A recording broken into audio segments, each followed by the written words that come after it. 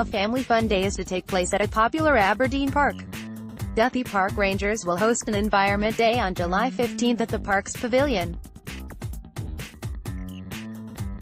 Among the organizations taking part are Aberdeen Play Forum, North East Herb Society and RSPB.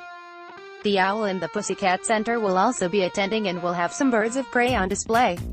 The event will run from noon to 4 p.m.